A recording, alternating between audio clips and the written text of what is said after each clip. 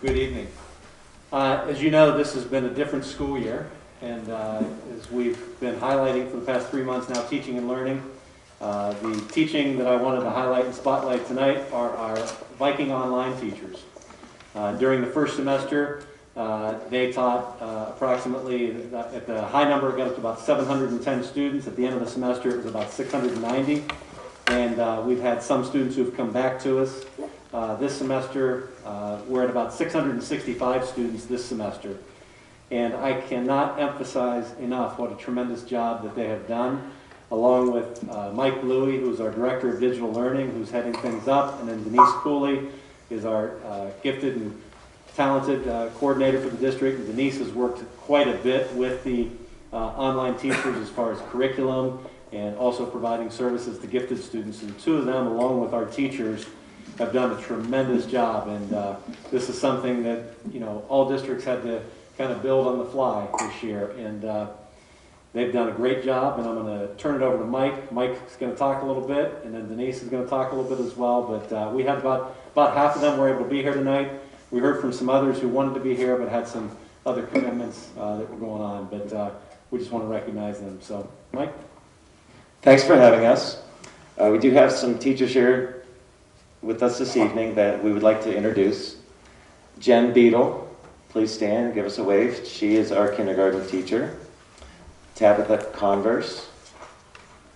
Tabitha takes care of our K2 SDI and special instruction. Jennifer Edmonds, a 4th grade teacher. Anna Stangelo, also a 4th grade teacher. We have Missy Sturzbach, also in the back, is high school English. Thanks for coming, Missy. Right here, Maria Wackerly, middle school science.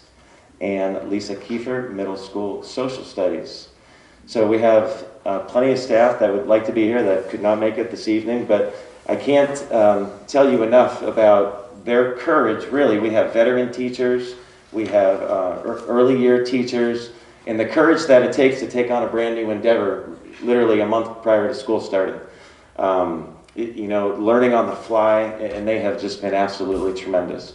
Engaging our students in the virtual world. Nothing will replace face-to-face teaching, but our staff has done an absolute tremendous job, and I cannot thank them enough for their continued efforts and their continued willingness to learn how to reach our students better. You know, that has been an unbelievable accomplishment on their part. And we have a couple programs that are unique to our Viking Online learners. And Lisa, can you please stand and give us a quick explanation on how we are handling some clubs and virtual clubs for our students? Sure. Well, like all of us, we're very concerned about the kids being lonely, you know, being able to socialize with other kids. You know, we all try very hard to talk to them as much as we can, one-on-one. And I always tell my husband, it's kind of sad, this poor little middle school kid wants to talk to me, he's so lonely. But we started these clubs this semester, and it's been fantastic. You know, we let them own the clubs, come up, we sent out a questionnaire, and they came up with about 12 different clubs. Pet club, cooking club, sports, and it's been so neat just to hear them talk and laugh.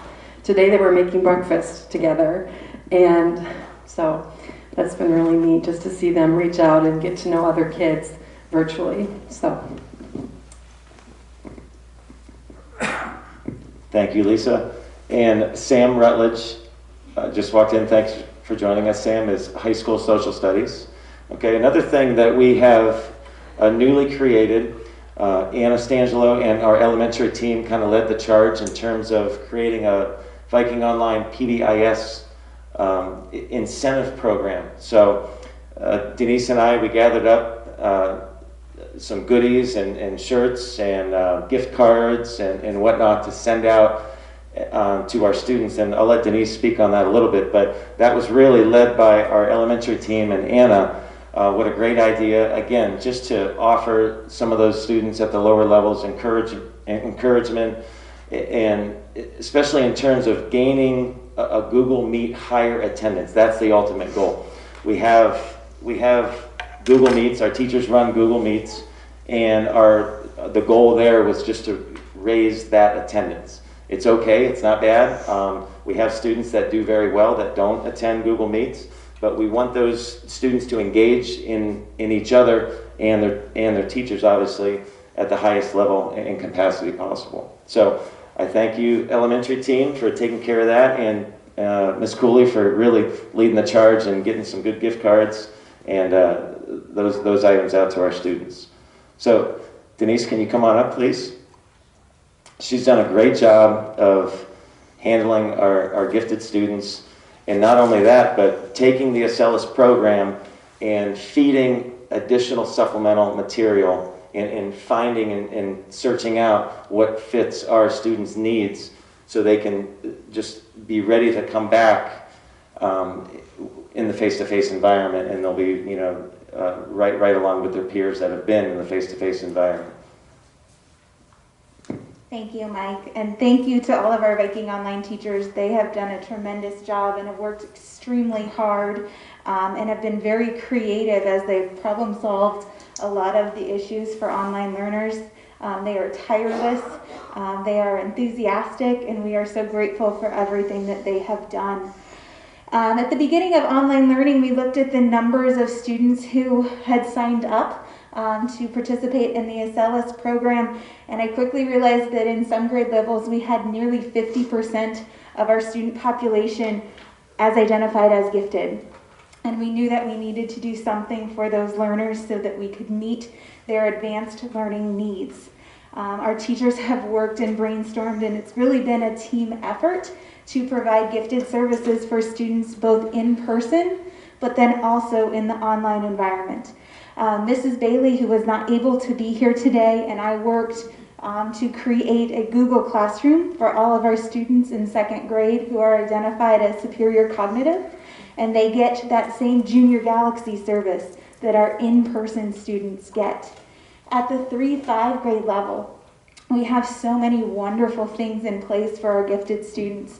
Our teachers have provided extension activities in programs such as eSpark that are differentiated and allow our students to work above grade level when needed. We have extension menus for our students in all subject matters, so those who are interested can continue to learn at high levels. We also have a project called Genius Hour that students just finished up in the middle of January. Any student who was identified as gifted was invited to participate. And some of the projects that students created blew me away. We had a 5th grade student whose home building is Orchard Hill, who learned how to 3D render objects just by watching YouTube videos. We connected him with a middle school teacher, and he was actually able to create those objects on a 3D printer. It was absolutely amazing. As Mike said, we also had to develop some courses that Acellus did not have. And in our middle school and high school, that's really where that focus was. We created another layer to ELA 6, 7, and 8 to create enriched ELA 6, 7, and 8 so that our students who couldn't be in person could keep up and keep pace with our students who are in person. We offered that same type of coursework for accelerated math in Math 7, Math 8, and Algebra. We also put together an advanced science class, which was actually a new course this year for in-person students. So we're very excited to be able to offer that. And then our high school teachers supplemented and created Honors ELA, Honors Science, and Honors Math courses as well at the high school level. So the effort has been amazing. I'd like to circle back because Mike had asked me to talk about PBIS. That was Mrs. Stangelo's idea. She emailed me and said, we need to increase participation. We need to get students at Google Meets. What can we do? Can we do an incentive program? And I will say the community was phenomenal. They did a great job of supporting us. We have t-shirts from basketball, boys and girls, volleyball. We have things that are donated from Pav's Creamery. We have Marianne Donuts who donated. Dairy Queen donated as well. Anna, am I forgetting anybody? Okay, all right. But those will be drawn out of a hat for students who come to those meets and participate in those activities. as an incentive to get our students engaging in the curriculum with our teachers. We know that when our students engage with our teachers and in those Google Meets, that they achieve at higher levels. And that is our goal, to keep our students learning and engaged, so when they do come back to us, there aren't gaps. Is that one? That's good. Okay. That's all I have today. I know there might be some questions, so I'm gonna maybe put this back here, and whoever wants to answer questions can. Questions? No, I don't have any questions, but I just want to say thank you for what you're doing. And this is the first I've heard of the clubs that were organized too, and I think that's a really cool thing for the kids to be able to do that. So, thank you. Yeah, Thank thank you very much. Proud of all of you. Appreciate all your work. Different setting, like Mr. Blue said, it's definitely a different year, and you got a little bit of a look at it last spring, but very much appreciate your work. Thank you. I do want to mention also, we have some teachers. I want to mention the teachers who are not able to be here tonight, because I think it's important that you know who they are as well. Denise mentioned Miss Bailey, Leah Bailey. She's a second grade teacher for us. Christy Cropper, third grade. Tim Hulse, who teaches 6th through 8th grade math, along with middle school algebra 1. Marcia Martino, who's 3rd through 5th grade intervention specialist. Jan Nucius, high school math. Mia Thomas, middle school ELA. Brittany Whitmer, 5th grade science and math, and also Brittany this semester is doing a little bit of algebra 1 at the high school level, and Dara Woods, all of our high school science, and then Diane Ward, 1st grade science, or first grade. These teachers have all done a tremendous job. In addition to those teachers, we have probably about another 12 to 15 teachers who are in-person teachers, but they are also serving some of our Viking Online students. We have some intervention specialists at the middle school and at the high school who are serving and providing those specially designed instruction minutes to our online students. And then we have some additional teachers at the high school.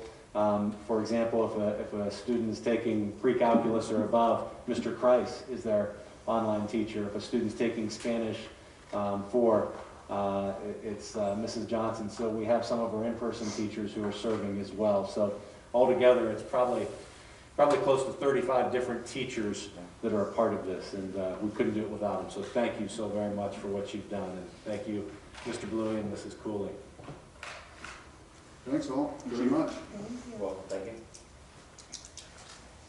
Okay. We now have public speaks. We have 3 people who have signed up to speak. And I would remind everybody speaking, please, that we allow you to speak for 5 minutes as long as the speech is not frivolous, repetitive, or harassing. President Zarko, can I make it before we get started?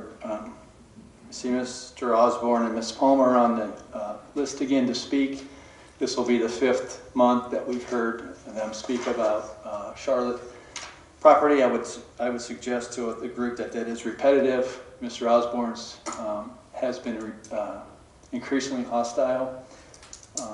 We were asked in December if we were smarter than 5th graders, and then last month he was cut short because of his behavior towards Mr. Wendorf. So I'm just asking that he is kept on a very short leash with his comments tonight. All right, thank you. Mr. Osborne, you are first.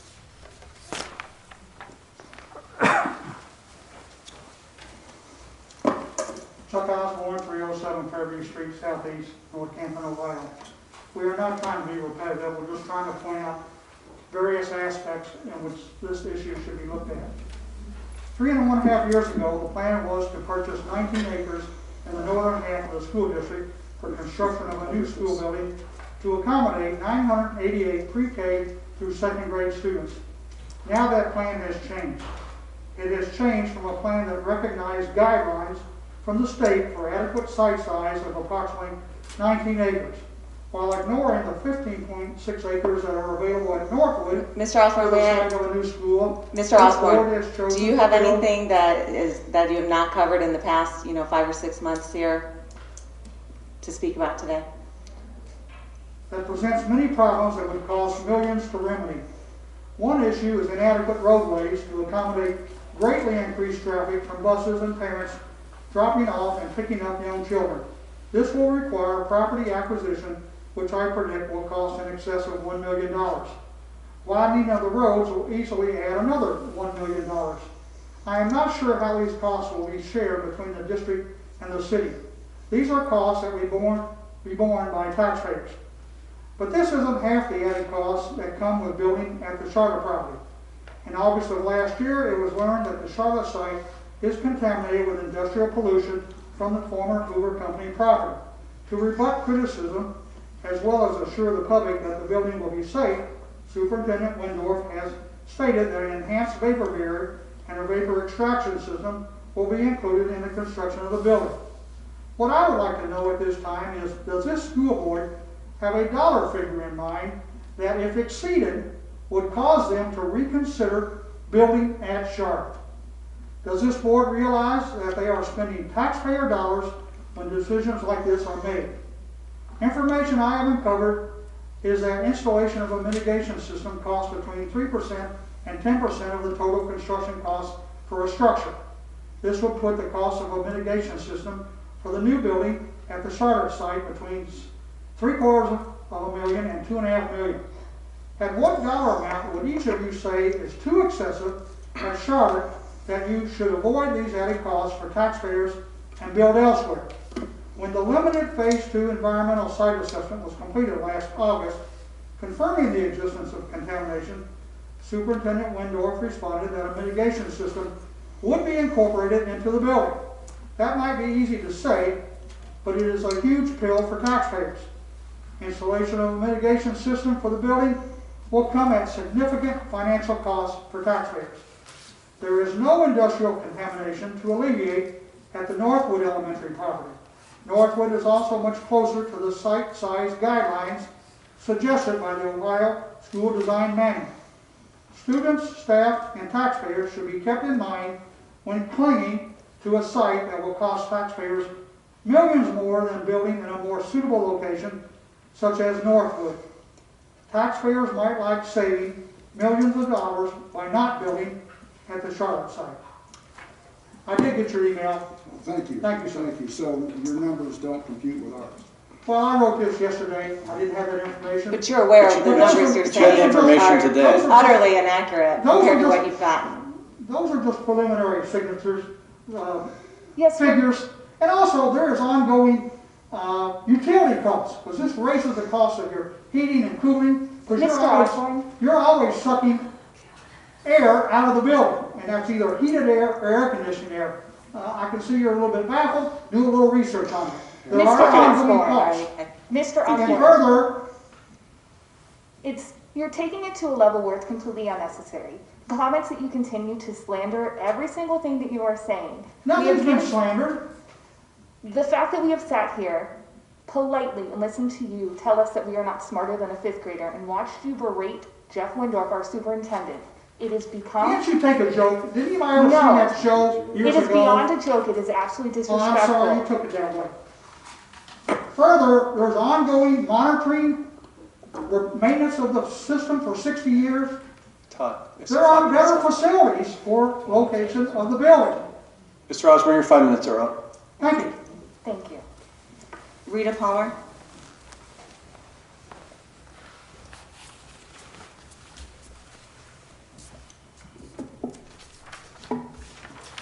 I have been an educator for 50 years, and I care deeply about students.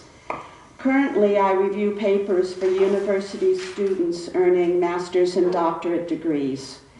Recently, one group of students had an assignment for their ethics class in which they were asked to describe an ethical dilemma that did not go well, name the principle of justice that was used, and identify what ethical principle should have been used.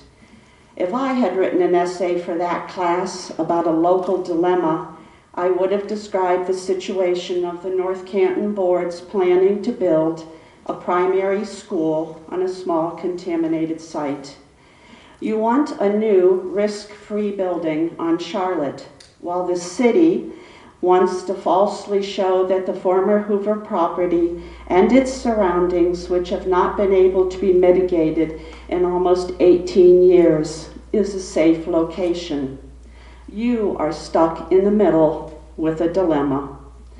The principle that you are applying for your project is authoritarianism, which is defined as the enforcement of strict obedience to authority at the expense of personal freedom. You are building on Charlotte because you're being told you can or must do so. You're not concerned that thousands of children and staff members will be exposed to cancer-causing toxins no matter how many slabs, pipes, and exhaust systems you create, or how many hundreds of thousands of dollars you spend.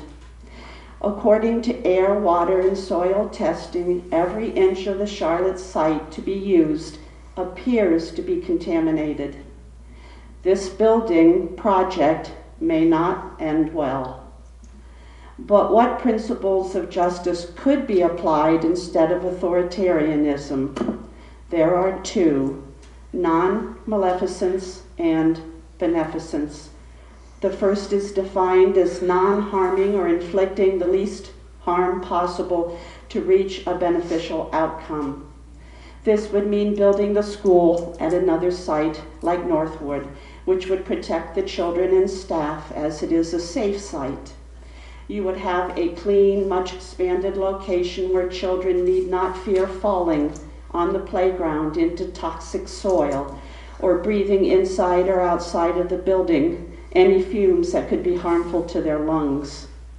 You could also apply beneficence, which is defined as doing good to others, including moral obligation. All professionals have the foundational moral imperative of doing right, and this certainly includes board members. If the school were built at Northwood, you would be doing good to others, in that you would be looking out for the safety, health, and well-being of the children you were elected to protect. You also would be doing the right thing by saving taxpayers many dollars, because a mitigation system against toxins would not need to be installed. You may be acting with authority, but you should be guided by beneficence and non-maleficence. Tonight I may not be able to convince you to change your minds, but I bet my essay for this imaginary ethics class would earn me an A. If you would follow my suggested principles of justice, I bet you could get an A from North Canton voters, especially parents, who would always put their children ahead of any financial gain the district might claim by building on Charlotte. What is stopping you from solving your dilemma? Thank you. Okay, we have one third one here. Judith DeBoer.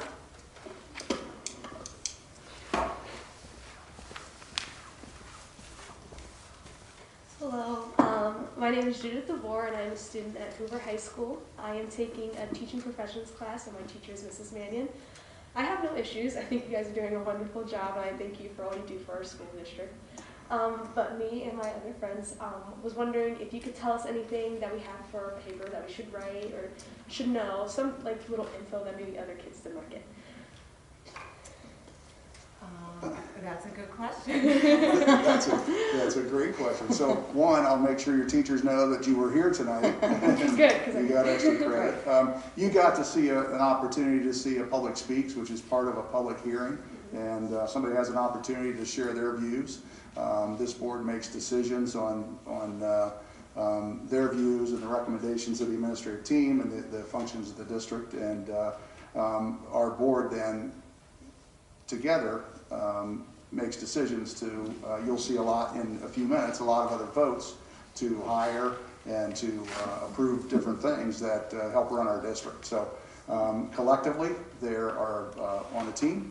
Individually outside, they're board members, but they don't speak unless they're seated together, so on. So you got to see tonight part of that public hearing piece, and you'll see some action that they'll take, and you have the agenda and so on. But you also got to see some great teachers, and I don't, and you may have had some of them that were here. I don't know if you had them in the past or not, but so some great teachers and programs that we've had to adjust to, and as you have, in your lives as a junior or senior, and just real proud of our kids and our staff and how they work together to adjust to get you what you need to be prepared to be a teacher. So, Yes, sir. yeah, so get those resumes going. Okay, get your experience. Did that answer any questions, or was that just kind of? Yes, sir. No. Okay. All right, thank you so much. And maybe the board has something to share. I don't. Well, no, I was just going to say, Mr. Bohr, if you have any questions after the hearing or after the meeting, you know, that you sort of are wondering why we do things the way we do or something, please just stop, you know, before you leave, and I'll be happy to talk with you. All right, thank you. Thank you. Thank you. Thank you. Thank Good luck. you. Okay, is there a motion to approve the minutes of the organizational board meeting from January? So moved. This is a consent, so we would put both of them together. As well as the minutes from the special, well, which was the regular board meeting then of January. So moved. Second? Are we good with them? Yes. Stroya, Yes. Hunt, Yes. Zarko, Yes. Roden, Yes. and Greenwald. Yes. Mr. Tolson? Okay, tonight I have 3 items on my agenda. First is the financial reports. It's recommended that the treasurer's financial reports for January 2021 be approved as submitted.